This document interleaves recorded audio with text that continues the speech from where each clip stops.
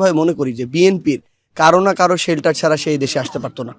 এবং এখন পর্যন্ত সে এইভাবে উন্মুক্তভাবে যে চলছে তার এত জুলাই বিরোধী মানে রেকর্ড ডকুমেন্টেশন থাকার পরও এখানেও অবশ্যই সরাসরি কারো মদদ আছে, এটা হয়তো বা টাকার বিনিময় কিংবা অন্য কোনো কিছুর বিনিময় কিন্তু আছে। আমরা শুধু এইটুকু বলতে চাই যে যারা অপরাধী, যারা নিরপরাধ ছিল, অনেক আছে যারা জাস্ট ভোট দিত, শুভাকাঙ্ক্ষী ছিল, নিরপরাধ ছিল, আমরা চাই না তাদের কোনো শাস্তি হোক, ভোগান্তি হোক, কিন্তু যারা অপরাধী তাদের বিরুদ্ধে যদি ব্যবস্থা না নেয়, বিএনপি যদি যেহেতু তারা একই সাথে সরকার, তারা যদি তাদের জায়গা থেকে তাদের বিরুদ্ধে শক্ত অবস্থান না নেয়, ব্যবস্থা না নেয়, তাহলে বাংলাদেশের জুলাইয়ের যারা জনতা ছিল, ছাত্র ছিল,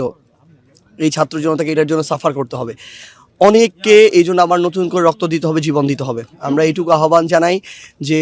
এরপরে আমার একজন ভাইয়েরও যদি এই রক্ত ঝরে, জীবন যায়, এই দায় তখন শুধুমাত্র ওই খুনির কিংবা আওয়ামী লীগের ওই দোসরদের হবে না, বরং বিএনপির হাতেও ওই খুনের কিংবা রক্তের দাগ থাকবে। এই জন্য তারা যেন তাদের জায়গা থেকে দ্রুত সময়ের মধ্যে ব্যবস্থা নেয় এবং পুরো দেশে আওয়ামী লীগের অফিস খুলে দেওয়ার তাদের যে প্রতিযোগিতা চলছে, এই প্রতিযোগিতা থেকে তারা বের হয়ে এসে তারা যেন